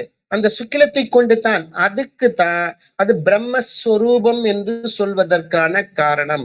அந்த சுக்கிலத்துல ஸ்ரோனிதம் என்கின்ற அந்த ரத்தம், அந்த ரத்தம்னா நீங்க சிவப்பு கலருன்னு நீங்க நினைச்சுக்காதீங்க. அந்த சுக்கில அப்படி கிடையாது. ரத்தம் என்பது சுரோனிதம் என்பது அந்த இடத்துல பாத்தீங்கன்னா அந்த ரத்தம் என்பது கரை என்று சொல்கிறார்கள். அந்த கரை என்பது எதுன்னு பாத்தீங்கன்னா அந்த முக்குணங்கள். பின்வரும் அத்தியாயத்துல ஞானபிதா சொல்லுவார் இதை பத்தி. சுரோனிதம் என்பது ரத்தம், அந்த அதுதான் மனம் என்று, அதாவது சுக்கிலம் என்பது அதுதான் மனதுக்கும் அடிப்படையாக காரணமாக இருக்கிறது. அது இடத்துக்கு ஏற்ற மாதிரி அதனுடைய பெயர் அது மாறிட்டே வரும் உங்களுக்கு. அப்போ அந்த சுக்கிலம் தான் அந்த கரை. இந்த மூன்று குணங்கள் சத்துவ குணமோ ரஜோ குணமோ அந்த சுக்கிலத்தில் அந்த பிரம்மஸ்வரூபமாக அந்த தன்மையில அது கலக்கும் போது, அது எந்த ஜீவிக்கான அந்த குணங்களோடு அது கலக்கும் போது அந்த ஒரு நாயினா அந்த நாயினுடைய அந்த குணநலன்கள் இயல்புகள் அந்த பிரம்மஸ்வரூபமான அந்த சுக்கிலத்தோடு அது கலந்து அந்த இடத்துல ஜீவசக்தியான வாயு வரும்போது ஒரு நாய்க்குட்டி பிறக்கிறது. அதே மாதிரி ஒரு கோழி முட்டை இடுதுன்னா அதுக்கான சுக்கிலம் சுரோனிதம், அதுக்கான சுரோனிதம். ஆனா இயல்பா சுக்கிலம் என்பது அது பிரம்மஸ்வரூபம். ஏன்னா ஆகாயம் என்ற தன்மை பிரம்மம் சொல்லியாச்சது. அது அரூபத்தன்மை. அது அதே சமயம் அந்த உருவம்னு ஒண்ணு வர சொல்லும். அதுதான் கெட்டித்தன்மையான அது சுக்கிலமாக அது மாறுகிறது. அதுதான் பிரம்மஸ்வரூபன்றது. அதுல அந்த முக்குணங்களுடைய அந்த இயல்பான அந்த முக்குணங்களை தான் இந்த இடத்துல கரைன்னு சொல்லுது. அந்த கரையோடு சேர்ந்து அந்த சோனிதம் என்ற அந்த கரையோடு சேர்ந்து அது கூடவே சரி இது ஜீவசக்தியான வாயு அதுல சேரு. எந்த இடத்தெல்லாம் அது ஒண்ணு சேருதோ அந்த இடத்துல ஒரு புதியதாக ஒரு உயிர் என்பது இயல்பாகவே அது உருவாகும். நம்ம இயல்பாவே பார்க்கலாம். நம்ம வீட்டுல கூட சரிது, ஒரு அரிசி டப்பா அரிசி போட்டு ஒரு ரொம்ப நாளைக்கு நம்ம திறக்காத இருந்தோம்னா அதுக்குள்ள என்ன நடக்குதுன்னு பாத்தீங்கன்னா ஒரு புழுக்கம் உருவாகுது. இட நெருக்கம் காரணமாக வெளி காற்றோட்டம் நடக்காத இருக்கிறதால அதுக்குள்ள ஒரு புழுக்கம் என்பது இயல்பாவே அது உருவாகுது. அந்த இடத்துல பாத்தீங்கன்னா ஒரு நீர் உருவாகுது, அதாவது வேர்வை உருவாகுது. அதன் மூலமாக அந்த இடத்துல பாத்தீங்கன்னா அந்த ஒரு வண்டுக்கள்லாம் அதுல உருவாகுதுன்னு காட்டீங்கன்னா ஒரு வண்டுக்களோ ஒரு புழுக்களோ அந்த கர்ப்ப பாத்திரத்துல என்ன சூழ்நிலை இருக்கிறதோ அதே சூழ்நிலை தான் நம்ம மூடி வடிச்ச அந்த அரிசி டப்பாவில கூட உருவாக்கி இருக்கிறது. அப்ப அந்த மாதிரி உருவாகுதுல அது இயல்பாகவே நம்ம வண்டு அதுல அரிசி எல்லாம் உருவாவதை நம்ம இயல்பாகவே பார்க்கலாம். அப்ப எந்த இடத்துல ஒரு ஓடுகின்ற ஒரு தண்ணீர் கூட இருக்குதுன்னா அந்த இடத்துல எதுவுமே உற்பத்தியாவது வாய்ப்பு கிடையாது. ஆனா ஒரு தேங்கி நிக்கிற தண்ணீர்ல பாத்தீங்கன்னாலே கொஞ்சம் ஒரு பாசைகள்லாம் உருவாகுதுன்னு காரணம் பாத்தீங்கன்னா அந்த இடத்துல ஒரு புழுக்கம் உருவாகிறது. கீழே அது இருக்கிற வெயில் பட்டதால எப்பவுமே வெயில் பற்ற தண்ணியில தான் அதிகமாக பாசைகள் உருவாகும். அது நம்ம வீட்டுல தண்ணி டேங்க் இருக்குதுன்னா கூட சரி, அது வெயிலே படாத மூடி வச்சுன்னா பாசைகள் அதிகமா உருவாகாது சீக்கிரம். அந்த வெயில் பட்டதுன்னா அந்த இடத்துல ஹீட் உருவாகுது. அந்த இடத்துல ஒரு இந்த தண்ணியில தேங்கி இருக்கிற தண்ணியில ஒரு புழுக்கம் உருவாகுது. அந்த இடத்துல பாத்தீங்கன்னா இயல்பாகவே சுக்கிலம் உருவாகிறது. அந்த பாசைக்குரிய அந்த சுக்கிலம் உருவாகுது. அந்த பாசைக்குரிய அந்த ரத்தம், அந்த கரை, அந்த அந்த குணநலன் அந்த இடத்துல உருவாகுது. உடனே ஜீவியாக அதாவது கொஞ்ச நாள் அதே ஒரு டம்ளர்ல தண்ணி வச்சா கூட கொஞ்ச நாள் வழவழன்னு ஆயிட்டாலும் 4 நாள் அந்த டம்ளர் கழுவாத அதே தண்ணிய நம்ம வச்சிருந்தோம்னா உள்ள ஒரு வழவழப்பு தன்மை வருதுல்ல. அதுதான் அந்த இடத்துல அது சுக்கிலம் என்பது அந்த இடத்துல இயல்பாக அந்த இடத்துல உருவாகிறது. அந்த சுக்கிலம் சோனிதம் ஜீவசக்தியான வாய்வு. அது எந்த இடம்லாம் சேருதோ அதனுடைய அந்த சோனிதம் என்ற கூடிய அந்த கரையினுடைய அந்த தன்மைக்கு ஏற்றவாறு அந்தந்த ஜீவிகள் என்பது உருவாகிறது. அதுதான் இந்த இடத்துல கரை என்று சொல்றது உங்களுக்கு. அந்த கரையினுடைய தன்மைக்கு ஏற்ற மாதிரி அந்தந்த ஜீவன் உருவாகிறது.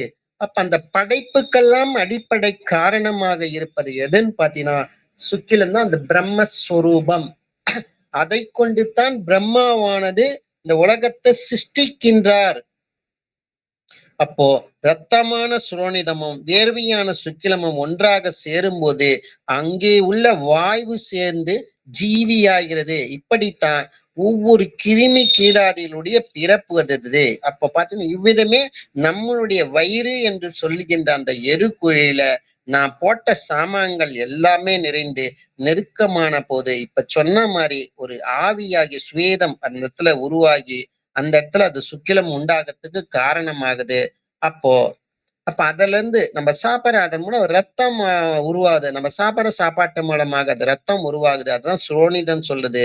அது கூட அந்த வாயு சேர்ந்துதான் அங்க ஜீவிகள் ஆகின்றன. இந்த மாதிரிதான் நான் வயிறாகிய எருக்குழில் உண்டாகின்ற கிருமி கீடாதனுடைய உற்பத்தி. இதனால மேற்சொன்ன விதத்துல ஆலோசிக்கும் போது வயிற்றில் நமக்குள்ள அக்னி என்பது கிடையாதது என்பது நமக்குள்ள அது தெளிவாகிறது.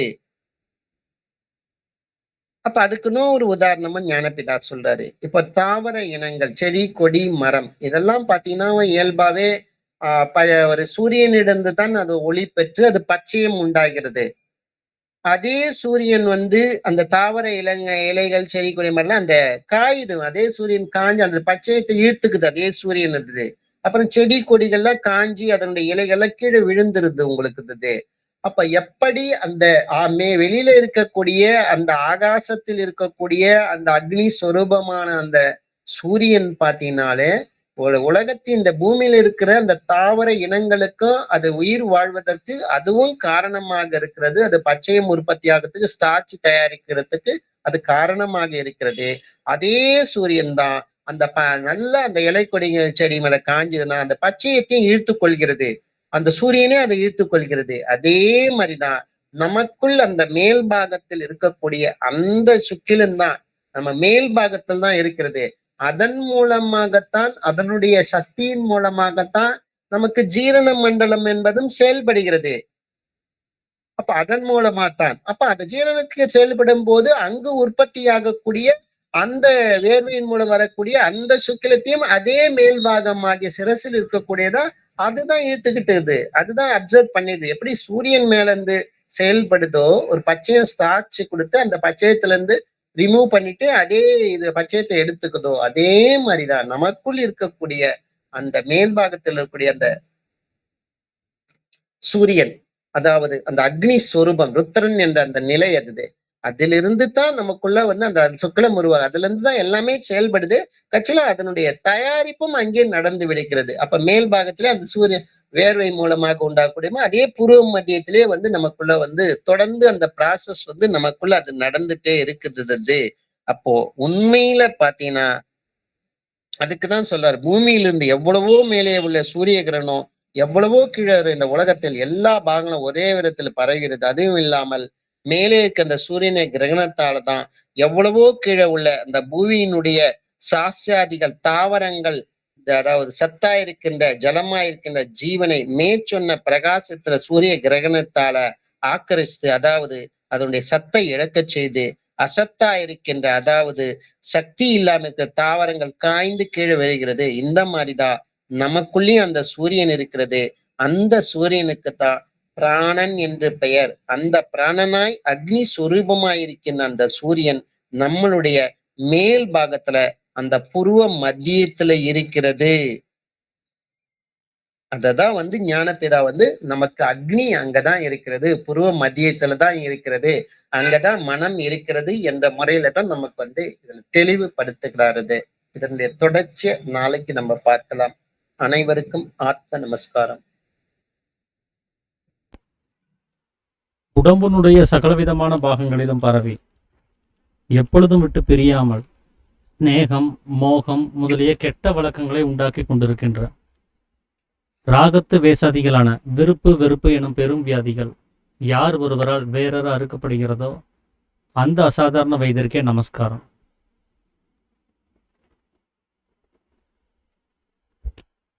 நாம நேத்திக்கு வரைக்கும் மனதனுடைய இருப்பிடம் பத்தின விஷயங்களை நம்ம பார்த்துட்டு இருந்தோம். மனமானது எங்க லயிச்சிச்சு அப்படின்னு சொன்னா அது சலனம் இல்லாமல் புரோகிதர் அப்படின்னு சொல்லக்கூடிய இந்த குரு தன்மையில அது இருக்கும் அப்படிங்கிறத புரிஞ்சுக்கிறதுக்கு இந்த அத்தியாயத்துல சாமி சில உதாரணங்களை சொல்லியிருக்கிறதாவும் நம்ம பேசிட்டு இருந்தோம். இன்னைக்கு அதுல காணக்கூடிய ஒரு விஷயம் என்ன அப்படின்னா, இந்த ஆலோசனை பண்ணக்கூடிய ஒரு சமயம். நாம ஆலோசனை செய்யணும் அப்படின்னு சொன்னா அதுக்கு நமக்கு என்ன உண்டாயிருக்கணும் அப்படின்னா, முதல்ல மனமானது வெளிப்பட்டிருக்கணும். தூங்கும் போது நம்மளால எதையுமே ஆலோசனை செய்ய முடியாது. இப்போ மனமானது வெளிப்பட்டிருக்கணும். அடுத்தது அது ஆலோசனை பண்ணக்கூடிய நேரத்தில் அது என்ன பண்ணுதுன்னா, ஏற்கனவே பதிவில் இருக்கக்கூடிய சில விவரங்களை அது ரீகால் பண்ணுது, அது திரும்ப ரெக்கவரி பண்ணுது. அப்போ ஏற்கனவே பதிவும் செய்யப்பட்டிருக்கணும். அப்போதான் அந்த ஆலோசனை செய்யறதுக்கு அது சரியான ஒரு நிலைமையை கொடுக்கும். எதுக்காக ஆலோசனை செய்யறோம் அப்படின்னு சொன்னா, யோசிக்கிறது. எதுக்காக யோசிக்கிறோம் அப்படின்னா, ஒரு விஷயத்தை நம்ம மறந்து போயிருப்போம், அது நினைவுக்கு வராம போயிடுச்சு. ஆனா அது நமக்கு பதிவுக்குள்ளார இருக்குது, இப்போ நினைவுக்கு வரல. ஸோ அதனால அது என்ன விஷயங்கிறத தெரிஞ்சுக்கிறதுக்காக நம்ம ஆலோசனை செய்யறோம். அப்ப ஏற்கனவே அது பதிவு செய்யப்பட்டிருக்கிறது அப்படின்னு சொன்னா அதுக்கு புத்தியும் ஏற்கனவே உண்டாயிருக்கணும். இப்போ ஒரு பிறந்த குழந்தை இருக்குது அப்படின்னு சொன்னா அது கர்ப்பவாசலை விட்டு வெளியில கண்கள் வழியாகவும் காதின் வழியாகவும் எத்தனையோ விஷயங்களும் அது அறிஞ்சிட்டு தான் இருக்குது.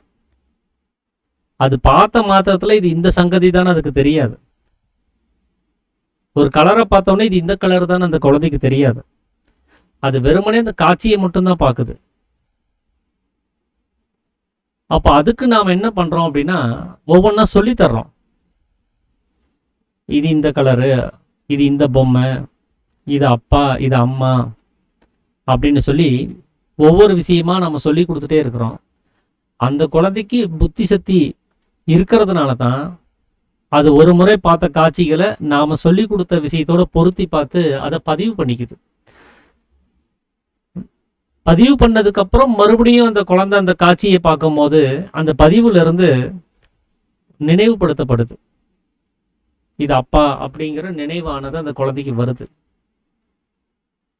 அப்ப அங்க பதிவு செய்யறதுக்கும் அங்க நமக்கு என்ன வேணும் அப்படின்னா, புத்தி அப்படிங்கிறது உண்டாயிருக்கணும். அந்த குழந்தை பிறந்த குழந்தை அழுகுது, பால் குடிக்குது, தூங்குது. ஏன் அழுகிறோன்னு அந்த குழந்தைக்கு தெரியாது. என்ன தராங்கன்னு அந்த குழந்தைக்கு தெரியாது, எதனால அந்த அழுக நின்று போச்சுன்னு அந்த குழந்தைக்கு தெரியாது. ஏதோ பசி வந்திருக்கும், அந்த குழந்தை அழுக ஆரம்பிக்குது.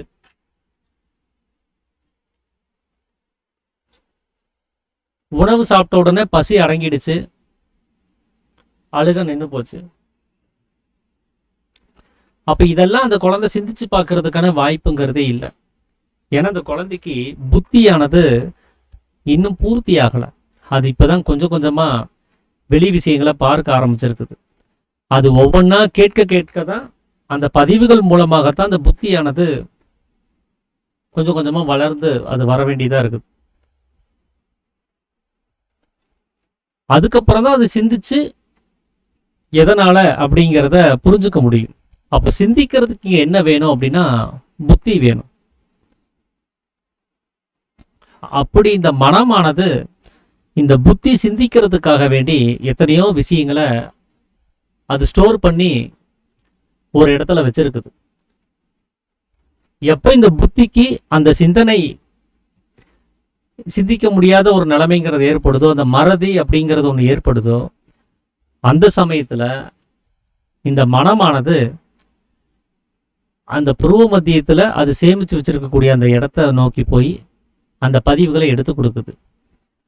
நம்ம இது நாள் வரைக்கும் கேட்டு தெரிஞ்சுக்கிட்ட அத்தனை விவகாரங்களையுமே நம்மளுடைய மனமானது அந்த பதிவுகளை ஸ்டோர் பண்ணி வச்சிருக்கக்கூடிய இடம் வந்து புருவ மத்தியம். அதனால தான் ஆழ்ந்து யோசிக்கும் போது நம்மளுடைய கண்களும் நம்மளுடைய சிந்தனையும் எங்க போகுது அப்படிங்கிறத நம்ம கவனிக்கணுங்கிறார். அது மேல் பாகத்துக்கு தான் போகுது. அந்த மேல் பாகத்துல தான் கவனம் போய் சேருது.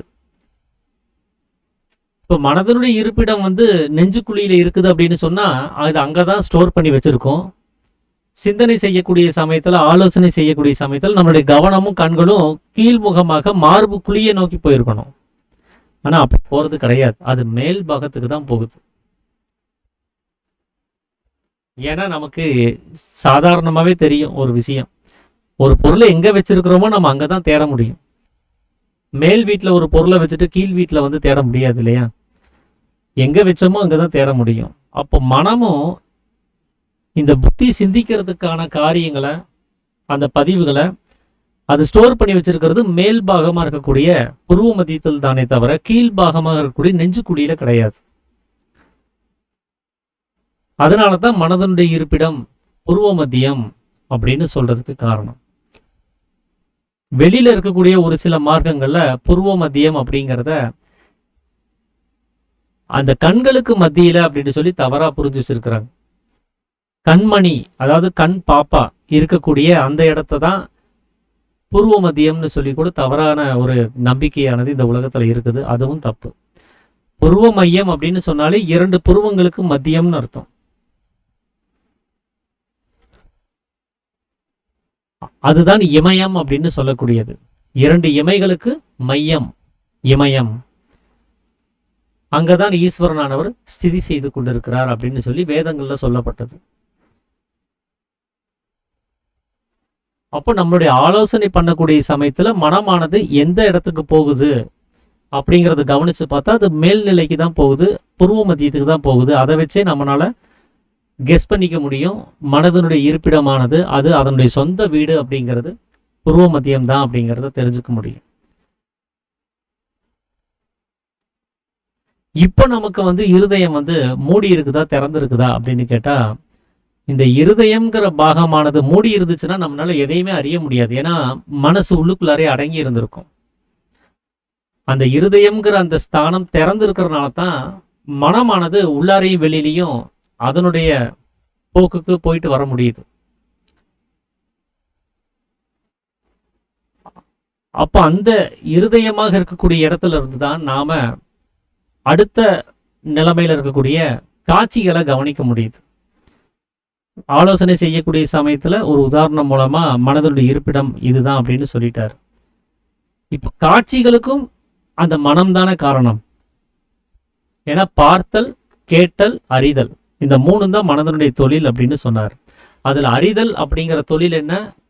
யோசிச்சு பார்க்கறது, சிந்திக்கிறது. அப்போ அந்த அறிதல்கிற செயல் எங்கிருந்து நடக்குதுன்னா புருவ மத்தியத்திலிருந்து அப்படிங்கிறத புரிஞ்சுக்க முடியுது. அடுத்தது காணுதல், பார்த்தல் அப்படிங்கிற அந்த மனதனுடைய தொழிலை கவனிச்சு பார்த்தாலும் மனதனுடைய இருப்பிடம் எங்க இருக்கு, அது எங்கிருந்து வேலை செய்யுதுங்கிறத புரிஞ்சுக்க முடியும். அப்போ பார்த்தல் அப்படின்னு சொல்லக்கூடிய அந்த வேலையை செய்யறதுக்கு நமக்கு எந்த உறுப்பு காரணமா இருக்குது அப்படின்னா கண்கள் தான். இந்த உறுப்பு வழியாகத்தான் அந்த காட்சிகளானது நமக்கு காண்பிக்கப்படுது. அந்த காட்சிகளை பார்க்கணும் அப்படின்னு சொன்னா நமக்கு வெளியில பிரகாசம் இருக்கணும், நல்ல வெளிச்சமா இருக்கணும். கருகும்னு இருட்டா இருந்துச்சுன்னு சொன்னா அங்க எந்த ஒரு காட்சிகளும் நமக்கு தென்படாது. கண்கள் திறந்தே தான் இருக்கும். அவருக்கும் நல்ல பார்வை இருக்கும், கண்ணாடியெல்லாம் அவர் போடுறது கிடையாது, நல்ல தெல்ல தெளிவா பார்க்கக்கூடியவர் தான். ஆனா வெளியில இருட்டாகி போச்சுன்னு சொன்னாலும் அவருக்கு எந்த காட்சிகளும் தென்படாது. அப்ப நாம ஒரு விஷயத்தை பார்க்கறதுக்கு நமக்கு என்ன வேணும் அப்படின்னா பிரகாசம் வேணும். பிரகாசம் இருந்தால்தான் காட்சிகளானது நமக்கு காண்பிக்கப்படுது. ஒருத்தர் கண்ணு தெரியாதவரா இருக்கிறாருன்னு வச்சுக்கோங்க, பிறவியிலேயே அவருக்கு கண் பிரச்சனை, அவருக்கு கண் குருடா இருக்குது அப்படின்னு நாம சொல்றோம்.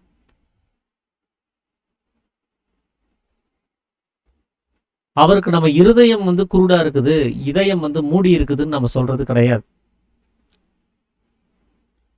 ஏன்னா இருதயம்னு ஒண்ணு அது மூடிடுச்சு அப்படின்னு சொன்னா இந்த பார்வை மட்டும் கிடையாது, சப்தமும் கேட்க முடியாது, முகர்ந்தறியவும் முடியாது, சுவைத்தறியவும் முடியாது, தொட்டறியவும் முடியாது, எந்த ஒரு அறிவும் இல்லாம போயிருக்கும். ஆனா அவருக்கு அந்த கண்ணு தெரியாமல் இருக்கக்கூடிய பார்வையற்ற ஒருத்தருக்கு கண்கள் மட்டும்தான் பிரச்சனையா இருக்கே தவிர அவருக்கு காது கேட்குது, சுவை அறிய முடியுது, முகர்ந்தறிய முடியுது, தொட்டறிய முடியுது. அப்ப இருதயம் மூடி இருக்குது, இருதயம் குருடாகிடுச்சு அப்படின்னு நம்ம சொல்லிட முடியாது. அவருக்கு கண்கள் தான் குருடு அப்படின்னு சொல்லி நாம இப்ப சொல்றோம். ஏன் அந்த கண்கள் குருடா இருக்குது அப்படின்னா அந்த கண்கள் வழியாக பிரகாசமானது ஊடுருவி வெளியில வரல.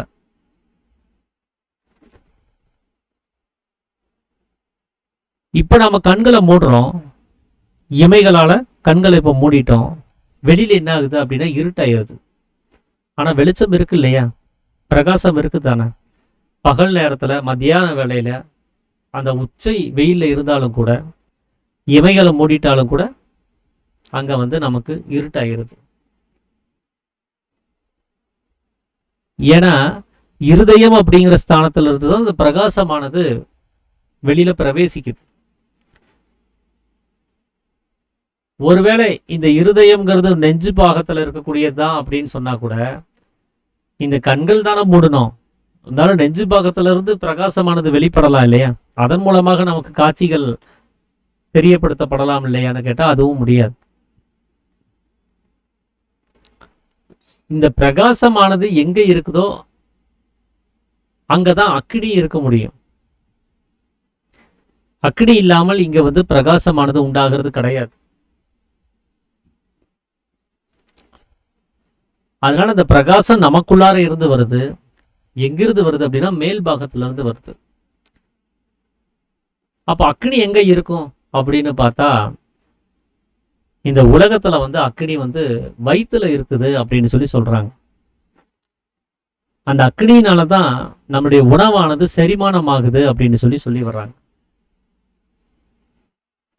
சரி, ஒருவேளை அந்த அக்கினியினால அது செரிமானப்பட்டு அது வெளியில வர்றதா இருந்துச்சு அப்படின்னு சொன்னா கூட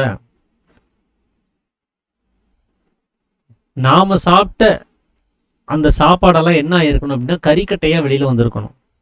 ஏன்னா அக்னியினுடைய குணமே அப்படிதான்.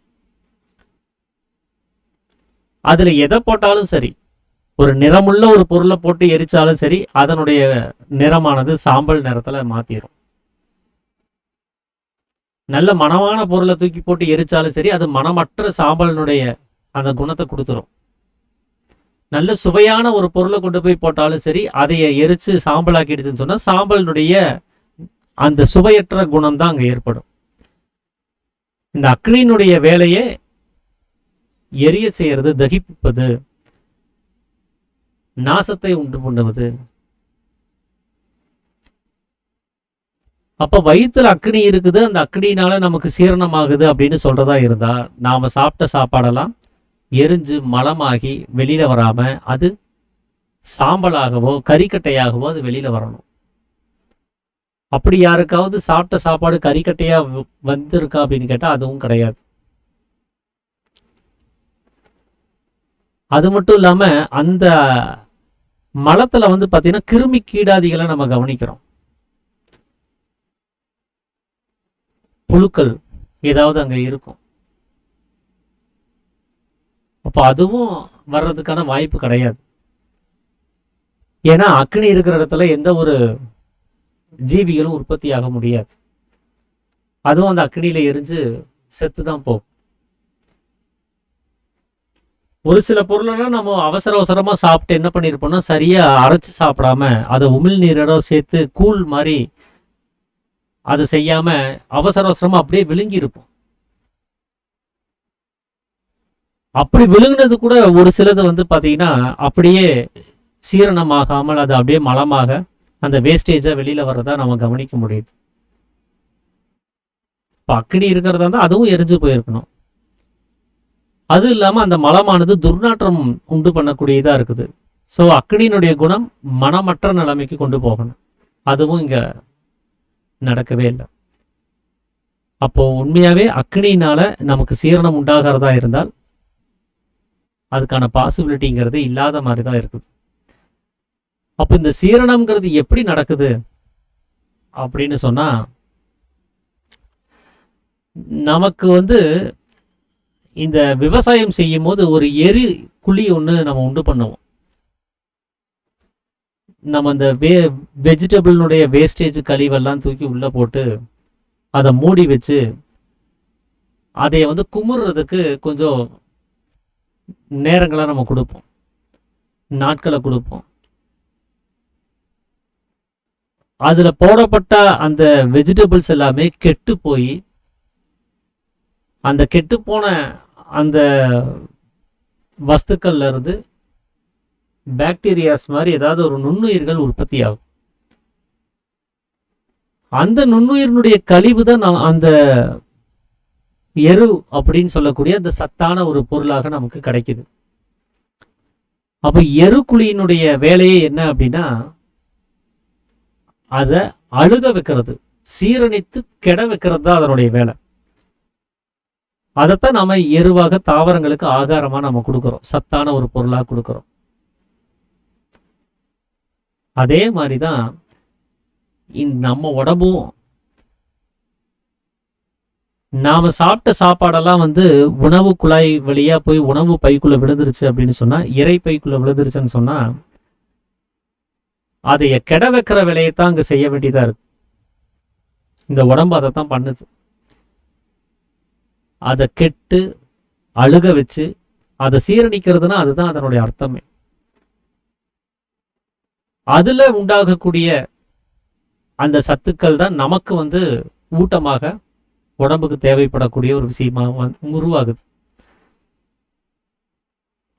அப்ப இந்த எருக்குழியை ஏன் போய் நம்ம எரிக்குழி, அங்க ஒரு எரியக்கூடிய அக்னி இருக்கக்கூடிய ஒரு குழின்னு நாம ஏன் தப்பா புரிஞ்சுக்கிட்டோம் அப்படின்னா, அங்க சீரணம் பண்ணக்கூடிய சமயத்துல ஒரு வெப்பம் உண்டாகுது, ஒரு உஷ்ணம் உண்டாகுது. ஸோ அந்த உஷ்ணம் இருக்கிறதுனால அங்க அக்னி இருக்குதுன்னு தப்பா புரிஞ்சுக்கிட்டோம்.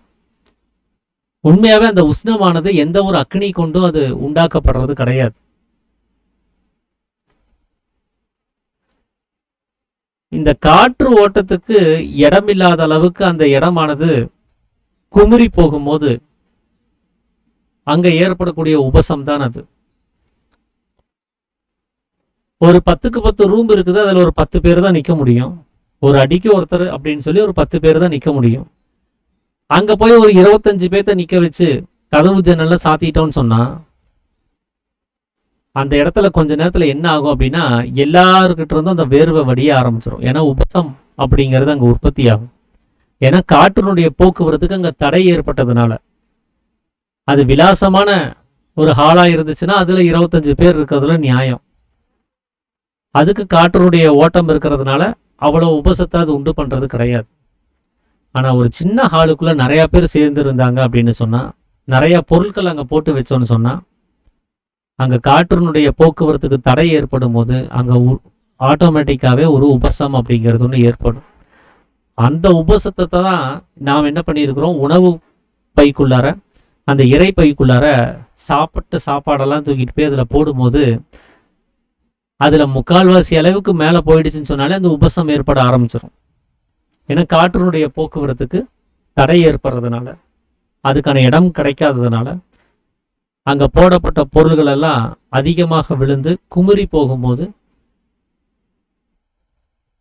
அங்கே நமக்கு ஒரு சூடு அப்படிங்கிறது உண்டாகுது.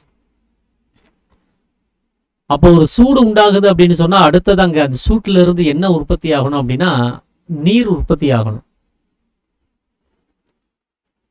பஞ்சபூதத்தினுடைய அந்த கொள்கைப்படி அக்னியிலிருந்து ஜலம் உற்பத்தியானதா வேதங்கள்ல சொல்லப்பட்டிருக்கும். அந்த மாதிரி நம்ம உடம்புக்குள்ளார இறைப்பைக்குள்ளார போடப்பட்ட அந்த பொருள்கள்லாம் குமுறி போனதுனால, அங்க உபசம் ஏற்பட்டதுனால, அந்த உபசத்திலிருந்து ஒரு வியர்வையானது உண்டாக வேண்டியதா இருக்குது. அதுக்குதான் சுவேதம் அப்படின்னு சொல்லக்கூடிய ஒரு வியர்வை, அதுதான் சுக்கிலம் அப்படின்னு சொல்லக்கூடியது. அந்த சுக்கிலம் தான் அந்த இறைப்பையில சீரணம் பண்ணக்கூடிய ப்ராசஸ் நடக்கும்போது ஏற்படக்கூடிய உபசத்திலிருந்து உண்டானது. அதனால சாப்பிட்ட சாப்பாடு அது சத்தாக மாறி சுக்கிலம் உற்பத்தி ஆகல. அந்த சாப்பிட்ட சாப்பாட்டை சீரணம் பண்ணும்போது ஏற்பட்ட உபசத்திலிருந்து அந்த சுக்கிலமானது உண்டாகிருக்கு. அதனாலதான் அது அக்னி ஸ்வரூபமான சுக்கிலம் அப்படின்னு சொல்றோம். அந்த சுக்கிலம் தான் பிரம்மம் அப்படின்னு வேதங்கள்ல சொல்லப்பட்டது. அதுதான் எல்லா சிருஷ்டிகளுக்கும் காரணம். இந்த ஆண் பெண்ணினுடைய சம்யோக சமயத்துல இந்த சுக்கிலம் தான் ஜீவசக்தியான வாயுவால ஊதி தள்ளப்பட்டு கர்ப்ப பாத்திரத்துல போய் விழுகும் போது அது சந்தானமாக உருவெடுக்குது.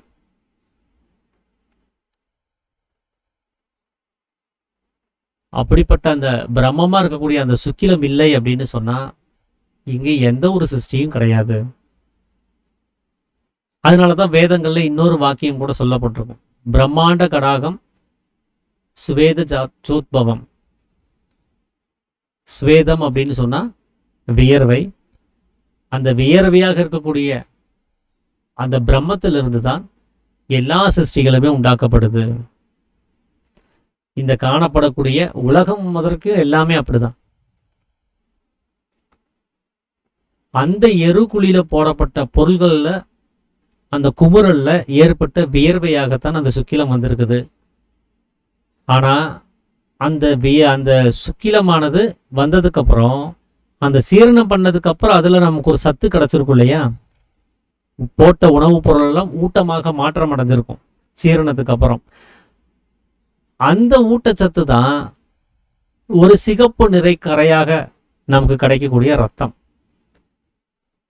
அந்த ரத்தத்துக்கு தான் ஸ்ரோனிதம் அப்படின்னு சொல்லக்கூடியது. இந்த ரத்தமும் இந்த சுக்கிலமும் ஒன்றாக இப்ப அந்த சேர்ந்து இருக்கும்போது, இப்ப அங்க சீரணம் பண்ணதுக்கு அப்புறம் என்ன ஆகும்னா அது மலமாக பிரிச்சு ஊட்டச்சத்து தனியா பிரிச்சு அந்த ஊட்டச்சத்தா இருக்கக்கூடிய ரத்தத்துல இப்ப அந்த சுக்கிலமும் அங்க சேர்ந்து இருக்குது. மலமாக இருக்கக்கூடிய சக்கை அது தனியா பெருக்குடல் வழியாக வெளியில ஏத்துறதுக்கு வெளியில வந்துருச்சு.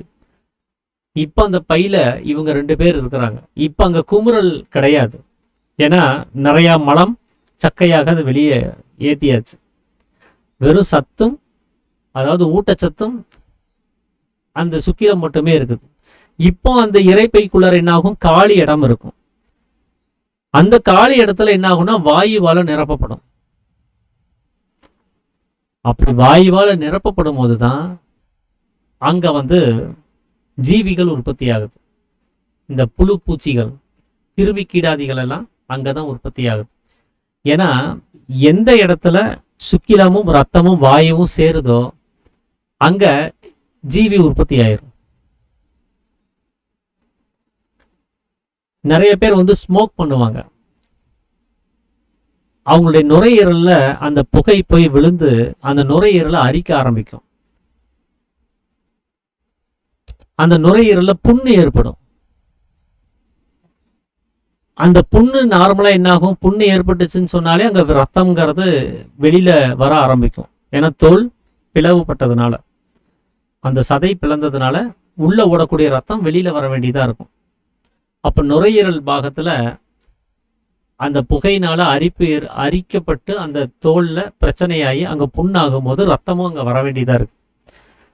இப்ப அந்த புண்ணை சுத்தப்படுத்துறதுக்கு இப்ப என்ன ஆகுனா சுக்கிலம் போக வேண்டியதா இருக்குது. வெள்ளை அணுக்கள் அதை சரி பண்றதுக்கு சுக்கிலம் போக வேண்டியதா இருக்குது. அதனால சுக்கிலமும் நோய் எதிர்ப்பாற்றலை கொடுக்கறதுக்கு அது போகுது.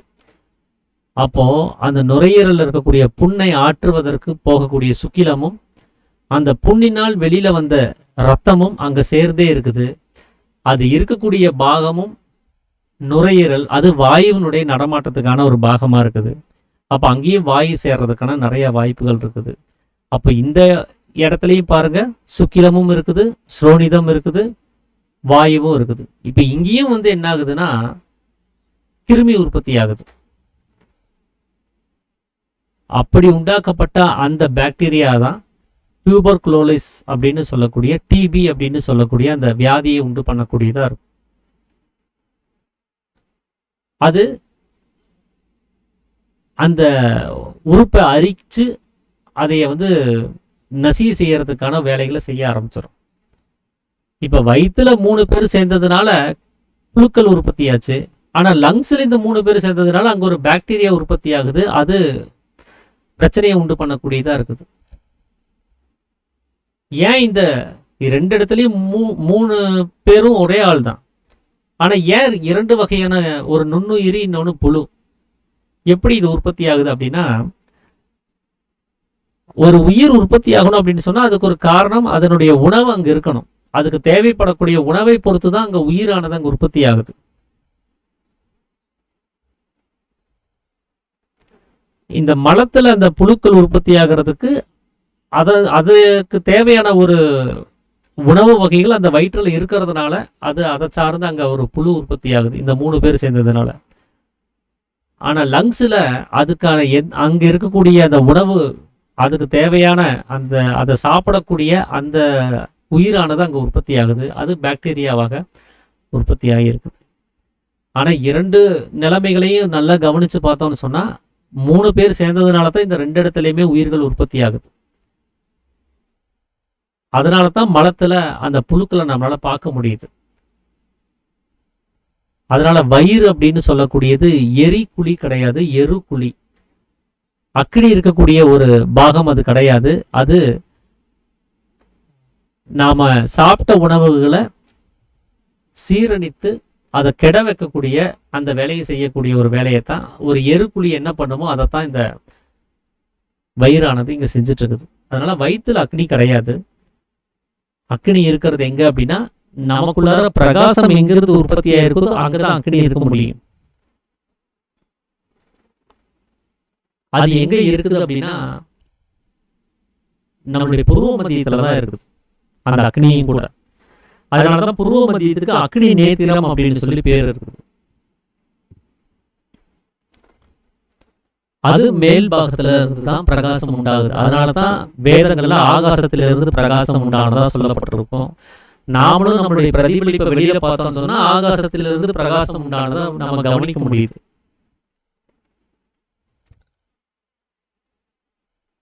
அப்போ நாம சாப்பிட்ட சாப்பாடானது, அந்த சுக்கிலமானது அது வயிற்றிலேயே தான் இருக்குமா, அது வேற எங்கேயும் போகாதான்னு கேட்டா அதுவும் புருவ மத்தியத்துக்கு தான் போகுது. ஏன்னா அக்னி சொரூபமா இருக்கக்கூடிய சுக்கிலம் அதனுடைய வேலையே புருவ மத்தியத்துல இருக்கிறது தான்.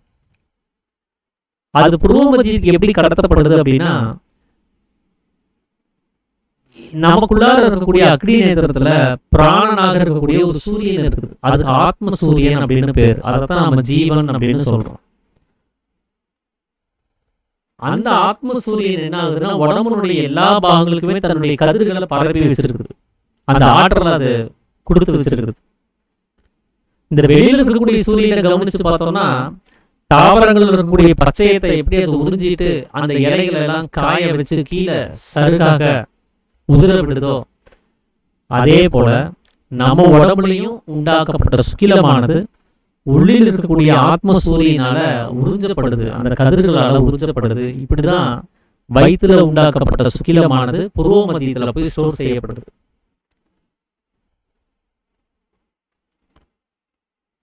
அப்போ இந்த உள்ளில் இருக்கக்கூடிய அந்த சூரியன் அதுதான் பிராணன் அப்படிங்கிறது. அந்த பிராணனாக இருக்கக்கூடிய அந்த சக்தி இருக்கக்கூடிய அந்த பாகத்துக்கு தான் பூர்வ மத்தியம்னு சொல்லக்கூடியது. அதுதான் அக்னி நேத்திரம்னு சொல்லக்கூடியது.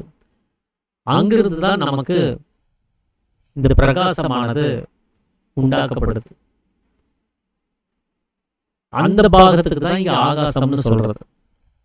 அப்போ மேல் பாகத்துல நமக்கு ஒரு வெளிச்சம் இருக்குது அப்படின்னு சொன்னா, அது கீழ் பாகத்துல அந்த இருட்டானது இருக்கவே செய்யும்.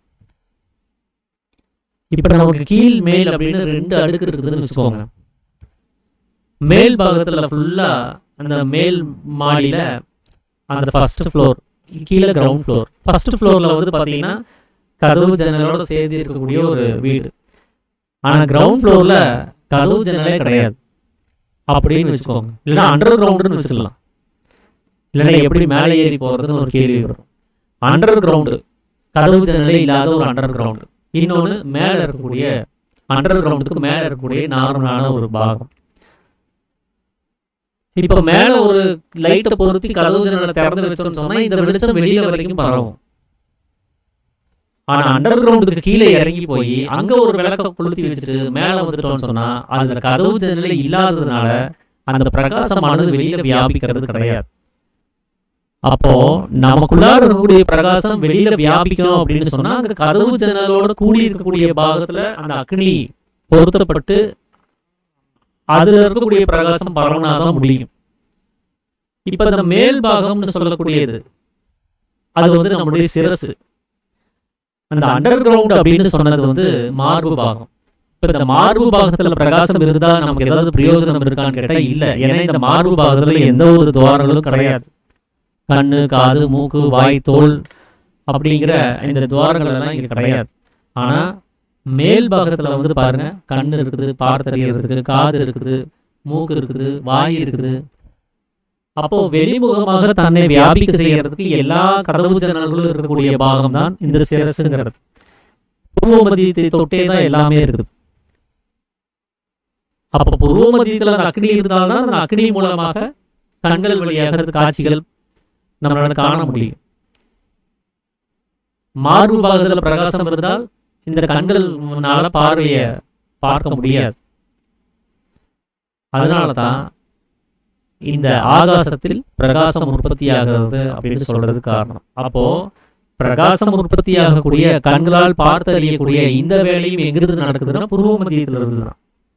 பூர்வ மத்தியத்தினுடைய அந்த துணை இல்லாமல் அதிலிருந்து பிரகாசமானது வெளியில் சலிக்காமல் இந்த கண்களாலையும் பார்த்தறிய முடியாது. அப்ப மனதனுடைய 2ஆம் தொழிலாக இருக்கக்கூடிய பார்த்தறியறதுங்கிறது கூட இங்க பூர்வ மத்தியத்துல தான் நடக்குதே தவிர மார்பு பாகத்திலிருந்து கிடையாது. ஸோ இதை வச்சும் கூட நம்மளால சரியா யூகிக்க முடியும். பூர்வ மத்தியத்தில் தான் மனதனுடைய இருப்பிடம் இருக்குது. அங்கிருந்து தான் பிரகாச சக்தியானது வெளியில வியாபிக்குதுங்கிறத தெரிஞ்சுக்க முடியும். ஸோ நாளைக்கு கேட்டறிதல் அப்படின்னு சொல்லக்கூடிய சப்தம் உண்டாகக்கூடிய இடத்த வச்சு மனதனுடைய இருப்பிடம் எது அப்படிங்கிறத நாம கவனிச்சு பார்ப்போம். இதுதான் நான் புரிஞ்சுக்கிட்ட வகையில இந்த 2ஆம் அத்தியாயத்துல சாமி சொன்ன இந்த உதாரணங்கள், பிரகாசம் சார்ந்த ஒரு உதாரணங்களை நான் புரிஞ்சுக்கிட்ட வகையில உங்களோட பகிர்ந்துக்கணும்னு சொல்லி நினைச்சது. வேற யாராவது ஏதாவது விஷயங்களை பகிர்ந்துக்கு தான் பகிர்ந்துக்கலாங்க. அனைவருக்கும் ஆத்ம நமஸ்காரம்.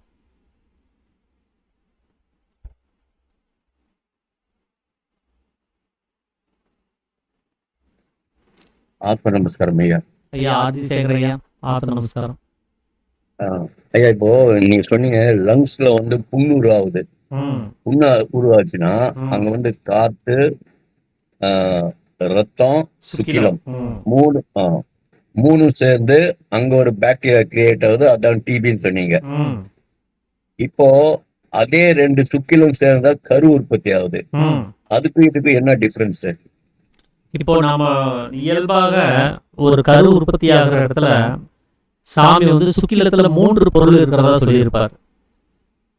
சுரம் அப்படிங்கிற நீரும், ஸ்ரோனிதம் அப்படிங்கிற ரத்தமும், சுக்கிலமும். இந்த 3ம் ஆண்களுக்கு ஒரே நேரத்துல வந்துடும், பெண்களுக்கு தனித்தனியாக வரும்னு சொல்லியிருப்பார். அதனால இந்த 3ம் இல்லாமல் நமக்கு ஒரு சுக்கிலமானது கர்ப்பபாத்திரத்துல விழுகிறது கிடையாது. இப்போ வாயு எங்கிருந்து வருது அப்படின்னா அந்த சுக்கிலத்தை தான் அது மேலும் கீழும் இந்த கதி உள்நிலையிலே நடந்து மனசானது புருவ மத்தியத்துல போய் ஜீவனை தொட்டு ஆனந்தத்தை அனுபவிச்சதுக்கு அப்புறம் அந்த சுக்கிலத்தை எடுத்துட்டு வந்து வாயு தான் ஊதி கர்ப்ப பாத்திரத்துக்குள்ள தள்ளுது. அப்படி ஊதப்பட்ட வாயு என்ன ஆகுதுன்னா முட்டை வடிவத்துல அந்த சுக்கிலத்தை அப்படி செஞ்சுதான் அனுப்புது. அப்ப அந்த முட்டை வடிவத்துல இருக்கக்கூடிய சுக்கிலத்துக்கு உள்ள என்ன இருக்கும்? வாயுதான்,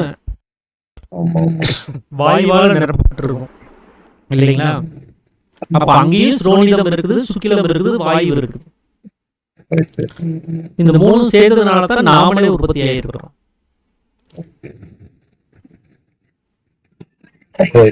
ஆண்களுக்கு தான் இருக்கும்ல நீங்க சொல்ற மூணு, அதாவது மூணு விஷயம் பெண்களுக்கு இருக்குது, ஆண்களுக்கு இருக்குதுங்க. அது அவங்களுக்கு தனித்தனியா கர்ப்ப பாத்திரத்துல விழுகுது, நமக்கு ஒருமித்து விழுகுது, அவ்வளவுதான் வித்தியாசம். ஃபர்ஸ்ட் அவங்களுக்கு சுரங்கிற நீர் விழுகும், அதுக்கப்புறம் ஸ்ரோனிதம்ங்கிற ரத்தம் விழுகும், அதுக்கப்புறம் கெட்டியா அந்த சுக்கிலம் வந்து விழுகும். நமக்கு அந்த சுக்கிலம் கெட்டியா இருக்காது.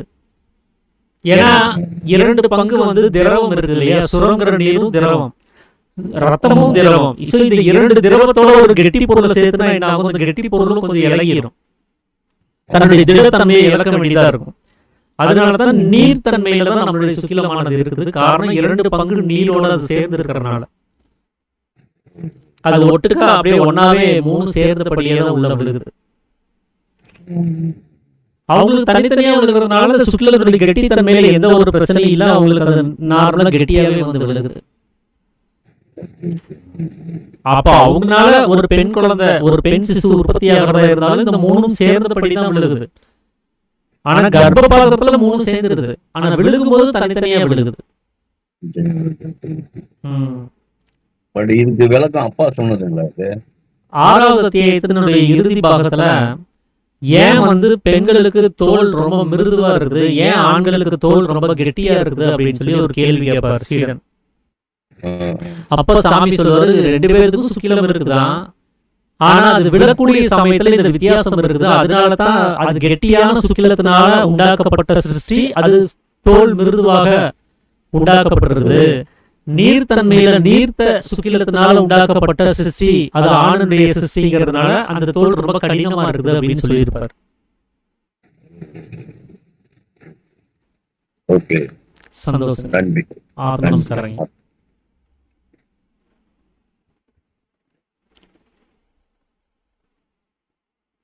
சரி, அப்போ நிறைவு பண்ணிடலாங்களா?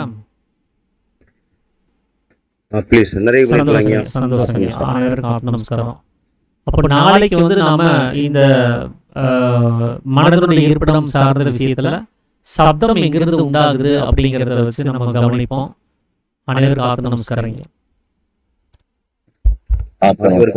அனைவருக்கும் ஆத்ம நமஸ்காரம் ஐயா.